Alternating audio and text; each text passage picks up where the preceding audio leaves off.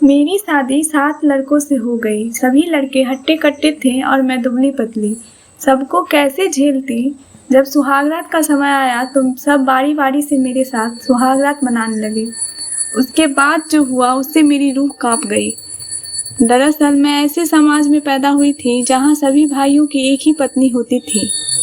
मेरी माँ भी मेरे पापा, चाचा और ताऊजी की अकेली पत्नी थी, और वो भी जब मैं 15 साल की थी।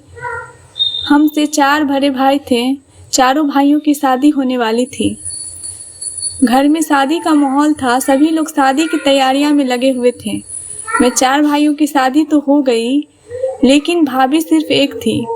अभी लोग खुश हो रहे थे कि घर में बहू आ गई। अब सारे घर को संभाल के रखेगी, कामों में हाथ बटाएगी। लेकिन मैं सोच में पड़ गई हूँ कि 4 भाई में सिर्फ एक ही भाभी क्यों है। मैं इस रीति रिवाज से बिल्कुल अनजान थी और मैं तो खुशी से नाच रही थी कि मेरी भाभी आ गई है। जब मेरी भाभी का गृह प्रवेश हुआ तब मैं सोचने लगी कि मेरे 4 भाइयों में एक भाभी ही क्यों आई है और बाकी 3 भाभियां कहाँ हैं।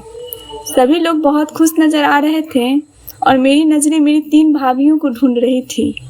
खैर, मैं इन सब बातों को भूल गई और नाचने में लग गई।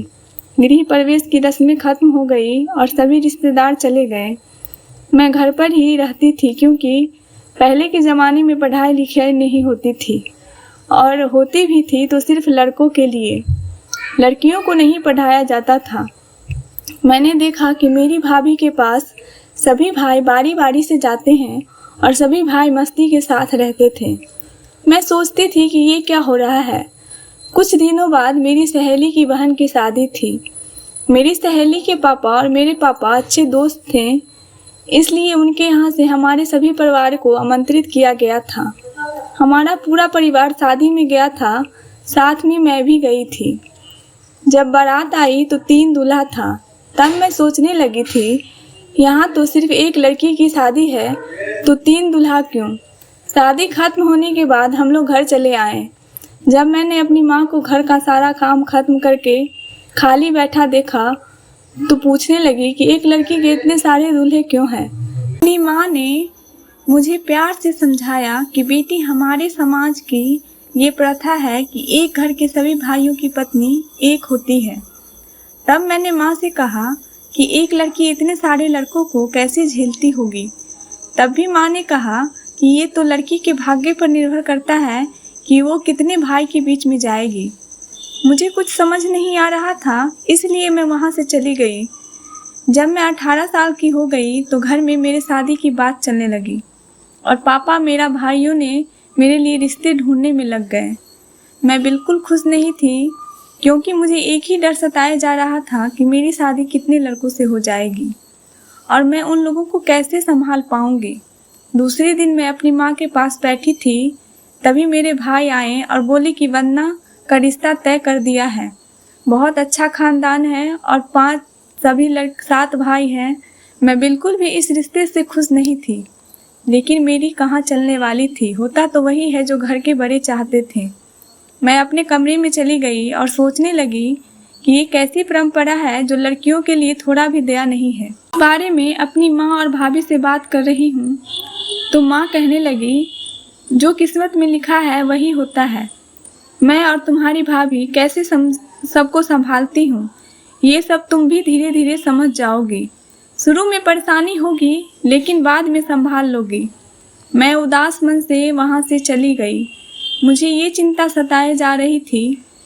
कुछ दिनों बाद मेरी शादी का दिन आ गया। सभी लोग खुद को तैयार करने में लगे हुए थे और कुछ लोग बारातियों के स्वागत के लिए तैयारियां कर रहे थे और मैं अंदर ही अंदर सोच में पड़ी हुई थी।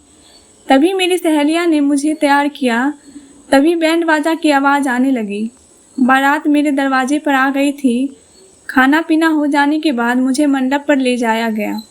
मंडप पर 7 दूल्हे बैठे हुए थे। मेरा दिल धड़कना बंद हो गया था। मैं कुछ कर भी नहीं सकती थी, ये मेरी मजबूरी थी। तभी 7 दूल्हे बारी बारी से मेरे साथ शादी की रस्म पूरी करने लगे और बारी बारी से मेरे मांग में सिंदूर लगाया और एक बड़ा सा मंगलसूत्र पहनाया और 5 के साथ फेरे करवाए। उसके बाद मुझे एक कमरे में ले जाया गया जहाँ मेरी माँ और भाभी के साथ कुछ औरतें बैठी हुई थीं। उन सब ने मुझसे कहा कि देखो बेटा, सबको निराश मत करना, अब इनसे ही तुम्हारा सारा संसार है। इन सब बातों को सुनकर मेरा दिल जोरों से धड़कने लगा। मैं अपने ससुराल नहीं जाना चाहती थी, लेकिन चाहकर भी कुछ नहीं कर सकती थी, क्योंकि मैं समाज की इस परंपरा के जंजीर में इस तरह से जकड़ी हुई थी। अब विदाई का समय हो चुका था। मैं सब लोगों से मिली और अपने ससुराल चली गई। ससुराल में सभी रस्में खत्म हुई। सभी लोग बहुत खुश थे और मेरी तारीफ कर रहे थे। मेरे सास ससुर भी बहुत खुश थे, लेकिन मेरी चिंता दूर करने वाला कोई नहीं था। रस्म खत्म होने के बाद मुझे खाना खिलाया गया।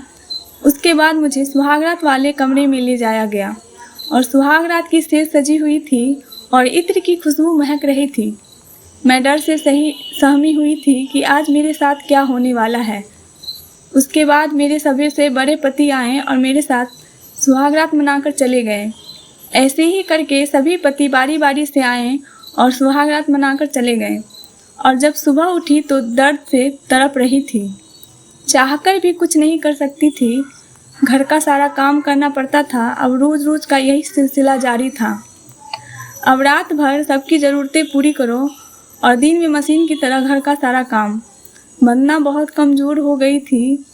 एक दिन वंदना को पगफेरे के लिए उसके पीहर ले गए।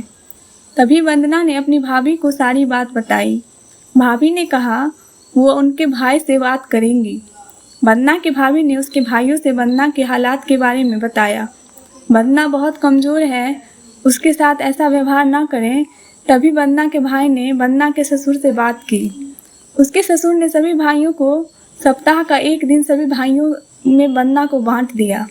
अब सभी पति वंदना के पास सप्ताह में एक दिन जाया करते थे। 7 पतियाँ सबसे छोटा पति राहुल वंदना से बहुत प्यार करता था और वंदना की ऐसी स्थिति देखकर उसे बहुत दुख होता था, लेकिन वो कर भी क्या सकता था। वंदना को भी सभी पतियों में राहुल सबसे अच्छा लगता था और राहुल से ज़्यादा प्यार करती थी। एक दिन वंदना के बड़े पति ने वंदना से कहा कि वो राहुल से जितना प्यार करती है तो मुझे क्यों नहीं करती, हम भी तो तुम्हारे पति हैं। और वंदना को बहुत मारा पीटा।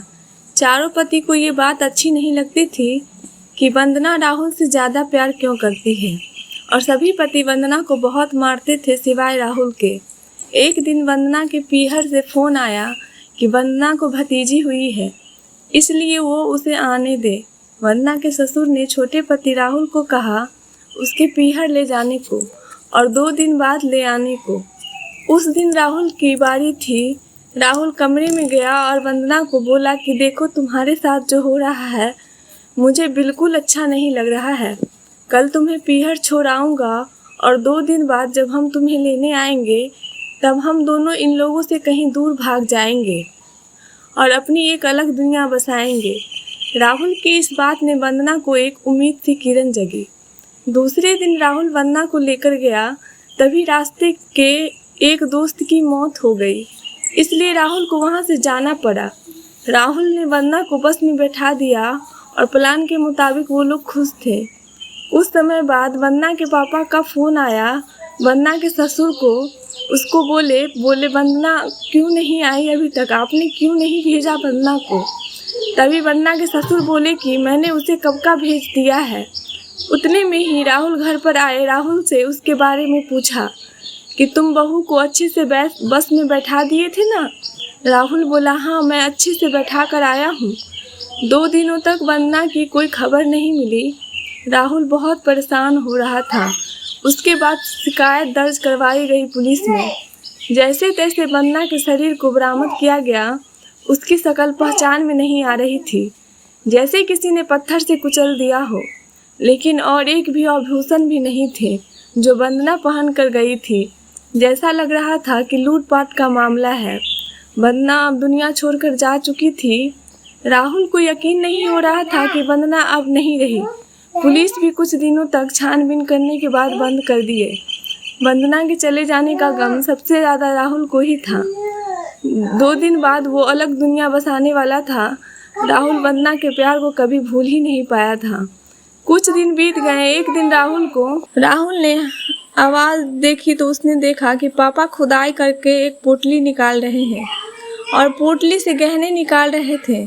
राहुल तो सब देख रहा था, सारी बात समझ गया और दूसरे दिन पुलिस को बुलाकर अपने पापा की सारी सच्चाई बता दी। तभी उसके पापा बहुत गुस्से भरी निगाहों से राहुल को देख रहे थे। उसके पापा ने अपना जुर्म कुबला और कहा कि मैंने उन दोनों की सारी बातें सुन ली थी। ये दोनों भागने वाले थे, मैं समाज को क्या मुंह दिखाता और मेरे 6 बेटों का क्या होता। इसलिए मैंने ये प्लान बनाया और अपने कुछ आदमियों को कहकर वंदना को मरवा दिया और सारे गहने ले आए ताकि सभी लोग को लगे कि ये लूटपाट का मामला है और हमारे सारे ज्वेलरी भी हमारे पास आ जाएंगे। राहुल के पापा को पुलिस गिरफ्तार करके ले गई, लेकिन राहुल अपनी पत्नी को वंदना को कभी नहीं भूल पाया। आप लोगों को ये कहानी कैसी लगी हमें कमेंट बॉक्स में ज़रूर बताएं। लाइक करें, शेयर करें और ऐसी ही कहानियों के लिए हमें सब्सक्राइब करें और अच्छा बेल आइकन ज़रूर दबाएं ताकि सारी कहानियाँ आप तक पहुँचती रहे। धन्यवाद।